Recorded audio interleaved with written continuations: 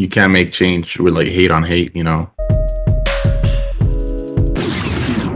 Blah, y'all already know what it is. Your boy Yaakov, what it do? The outlet to reality, the holdest podcast in Vegas and Chicago. What up? This is the place where you want to hide from your drama or maybe hide from your baby mama. Aha! Just kidding. Y si tú quieres cambiar tu vida, if you want to change your life, then subscribe. Ching!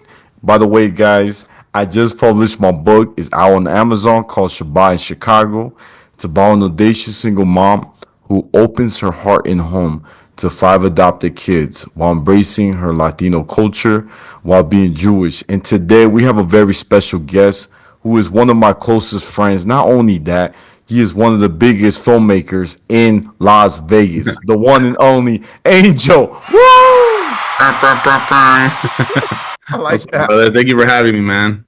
Of course, bro. I appreciate you, man, being patient with me, and I'm really excited about this. So, look, I want to talk about something that a lot of people they've heard a little glimpse of it, but this past week, I'm so happy that I had another soul session, which is like, for those who don't know, it's like when a bunch of friends come over, we talk about life and God, and like this is our place where we can vent, be ourselves, feel comfortable.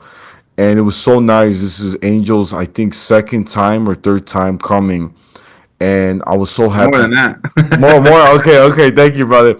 So he came, and it was nice. It was a full house. It was a bunch of us, and I was talking about the lesson. It was about Nephilims, how they're like giants in the Torah or in the Bible, and it's crazy because I explain how for me they remind me of like the legend of Bigfoot or the X-Men. Like they're like a secret. They have like a hidden mutation gene that makes them this big old giant, and it's crazy because I love X-Men, right, and superheroes.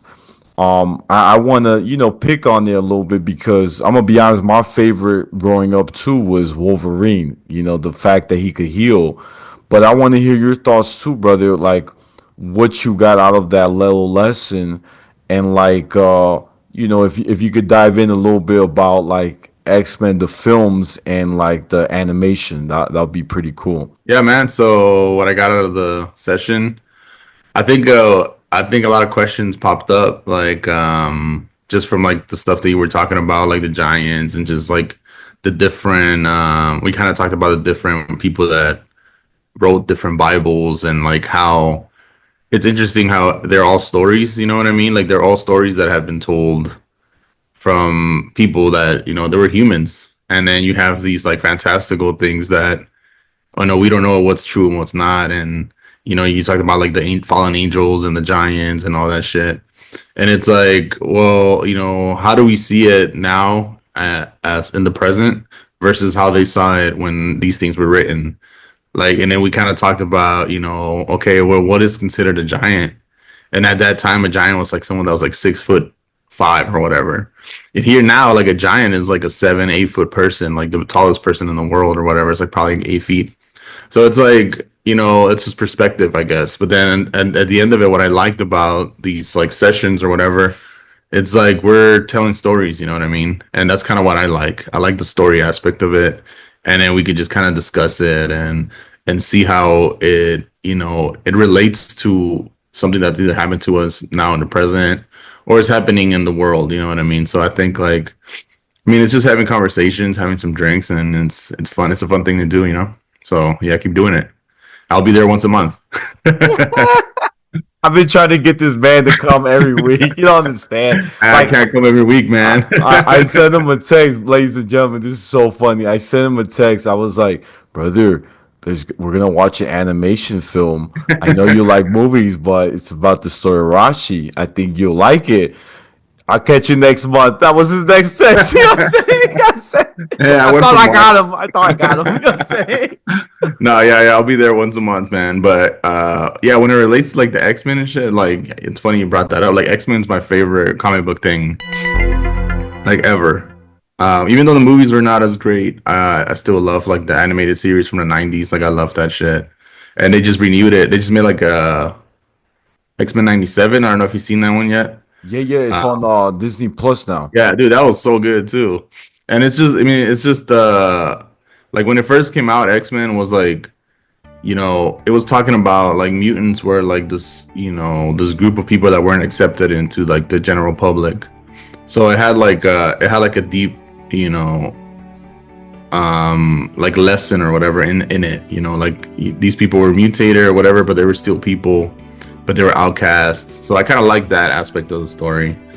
My favorite X-Men movies, probably like the first one was probably one of my favorite ones. Just because it was closer to like the comics or the animated series. And then after that, I like Wolverine, but I'm a Cyclops fan, bro. Cyclops is the leader. Like I don't care what people say. Like Wolverine, yeah, he's cool and all, but Cyclops is the leader, and like people need to give him some respect. So I like that. And then Logan, that was like yeah, probably like the best one. Wow, bro, that's amazing. You said that. You're the first one that's ever said about Cyclops. Like, I'm even shocked. I was like, "Whoa, this guy said the leader." They gotta Like, put some respect on Cyclops, bro.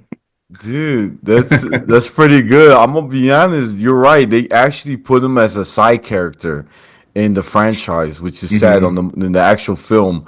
I gotta go with Magneto. I have to. One thing about Magneto I like is that, of course, he's Jewish. I gotta give him rep. So I got a connection with him, a big bond, but also because he's been hurt so much by society, losing his family, during the Holocaust, and like you can see that he has a struggle with fitting in with society.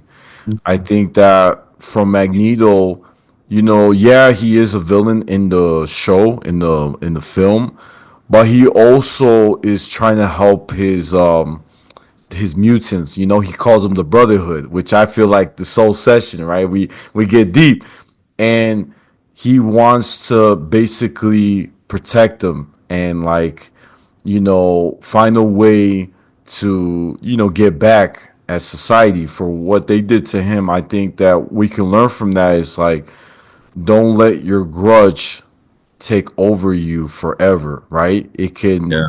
bring you down. It could, lead you to a dark place because you can never forgive. I think once you forgive, you feel free in your heart. And I love that he can control metal because I be trying to turn on my car without my keys and it's not working.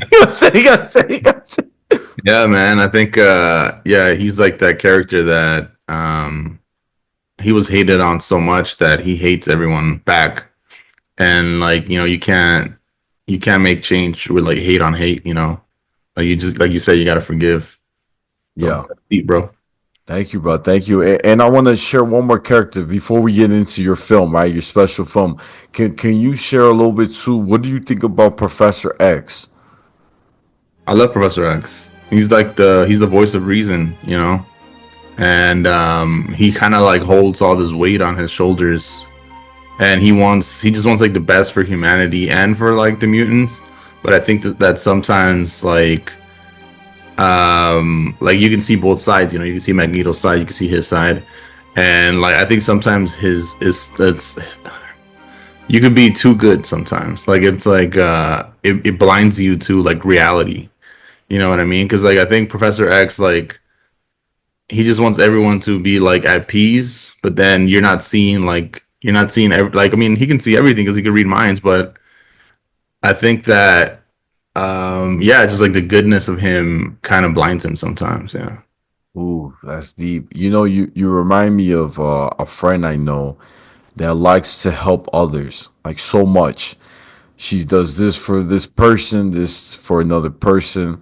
She's giving, giving, giving, and helping, helping, helping, but she forgets to take care of herself. And I agree with you 100%. And what happens is when you are so in that stage, people can take advantage of you, right? And you don't see it, like you said, you become blind. You can't see that, you're hurting yourself too, Yeah. because it's okay to say no sometimes. You can't do everything. And I Yeah. think that's the biggest problem I see with a lot of people is that they don't know how to say no. I think the movie with Yes Man with Jim Carrey teaches you to say yes to everything. And I think that yes is good that if you can do it, but don't promise if it's too much low for you. I think that's the thing I got of what you were saying, right? Yeah. No, yeah, I think that's true. Like sometimes, yeah, people don't know how to, take care of themselves first. And I think that you gotta be able to like take care of yourself first before you can help anybody else. And, sometimes that's like yeah, it's like a struggle, right? Like you want to please everyone and you can't. You gotta pick your battles. For sure, for sure. Now speaking about battles, right? I want to say, man, brother, I'm so proud of you. You know, you have overcome this big film. I'm so happy. You know, this short film. And I want you to speak of it, right? Speak about how, you it gave you the courage to put it on YouTube. I'm so proud of you for doing that, brother, by the way, because Yeah. I got sad that my fans couldn't find it, or I couldn't watch it at the premiere because they were in a different state or country. But please tell us, like, what went through your thought, putting it on YouTube and like actually saying that, like, now that it's completed, how do you feel as a director? Yeah, man. So yeah, for people that don't know, 14 Days Anthology, it's an anthology film that deals with four different stories during the pandemic. I wrote the first story at the end of 2020 after everything that was going down with like, COVID and stuff. And each story deals with a character that's going through something during their quarantine. So back in 2020, for those who don't remember, which is like 5 years ago now, if you had COVID, you had to quarantine for 14 days. And that's where the idea came from. And the first story is about a woman who's schizophrenic, and due to the pandemic, she can't get her pills in time, and she starts to like go crazy in her apartment, and it kind of deals with her relationship with her mother. And then the second one is about a couple who's also quarantined, both sick with COVID, and their health is kind of matching the relationship, like their relationships at their breaking point, and they're also sick. So it's kind of talks about dealing with relationships during that time. The third one is about a father who's in the hospital, and we get to see like inside the hospital where the nurses, how they dealt with the COVID stuff, and he's like also having a relationship thing with his daughter, and he's like a veteran and stuff. And then the last one, the one that you were in, it's about a woman who's quarantined with her abusive husband, and it deals with domestic violence and her trying to find a way to escape during that time, so she could survive. And yeah, man, like the courage to finish it. Well, that was I think that was the first thing, like the courage to actually do it, right? Like having like everything be put together and not just being a thought, actually like putting words to action and getting it done. And it took a couple years, maybe like 3 years almost, after it was done editing and everything. But yeah, man, I'm proud that it got done. And then the YouTube thing, it was just kind of like, okay, I was trying to figure out how to put it up on Tubi or Amazon, and the process for that is just a little bit long.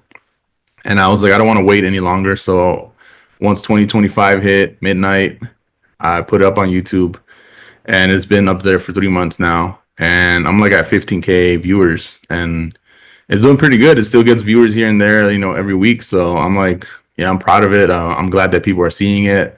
And at the end of the day, that's kind of what I want as a filmmaker. It's just for people to see it, and hopefully they resonate with it. Hopefully it impacts them in some way. They like it, they hate it, whatever it is. Like I want people to just have a reaction to something. Wow, it's beautiful, Yeah. bro.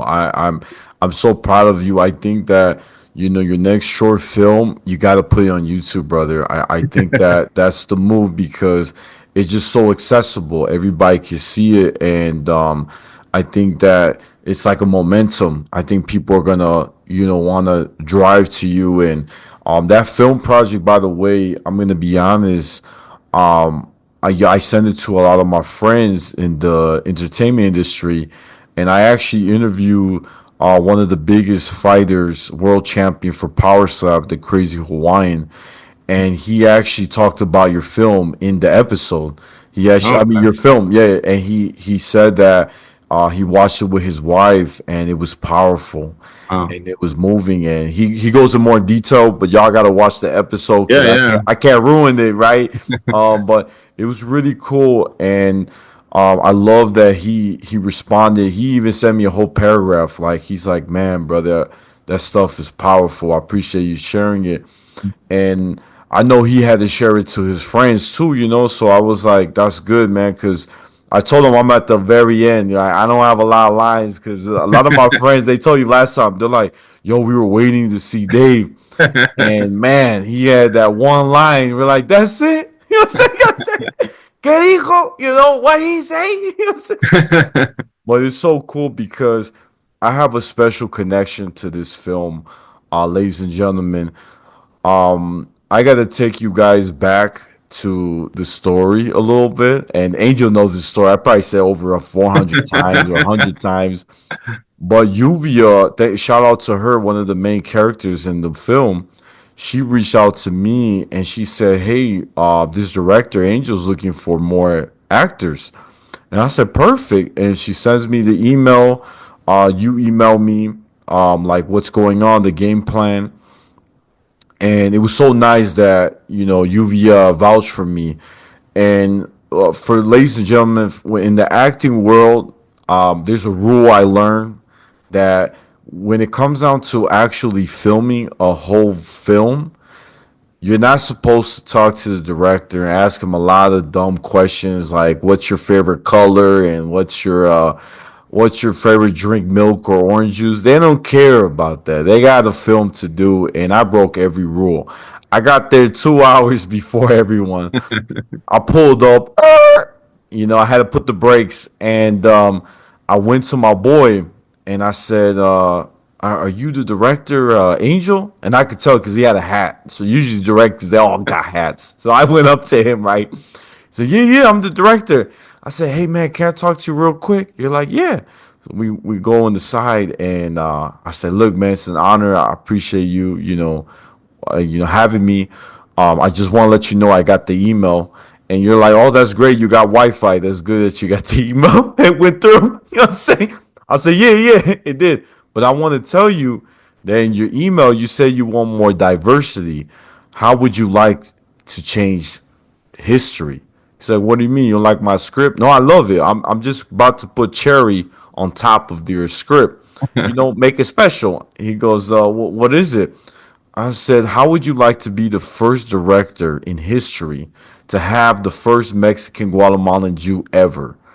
He goes, "You're Jewish?" Man, that reaction was priceless. I said, "Look, brother, we'll get to chapter 7 another time. But let me just tell you."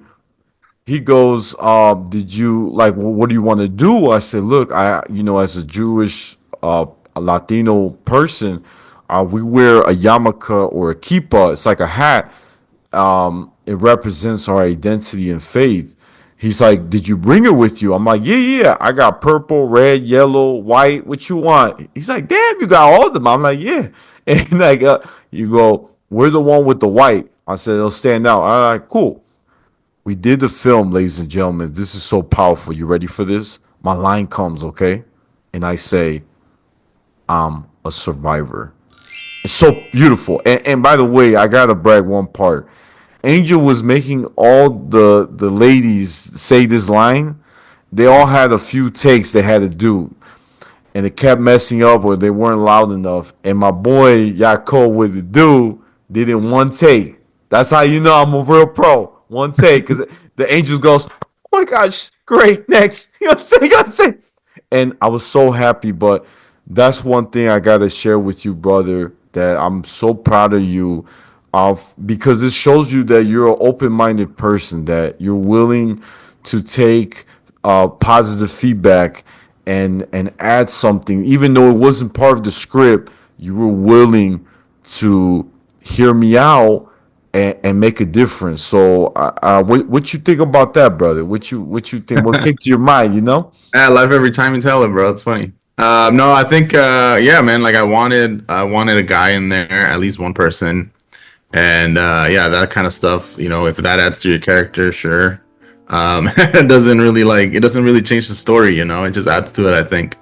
And yeah, everyone got to say that line, and I think it was powerful at the end. When people see it, it's like that's the last thing. That's the last lines of the movie. It's just like I'm a survivor, and kind of to paint a picture for people is like this is the scene where after the woman, is telling her story about the domestic violence, and she's in a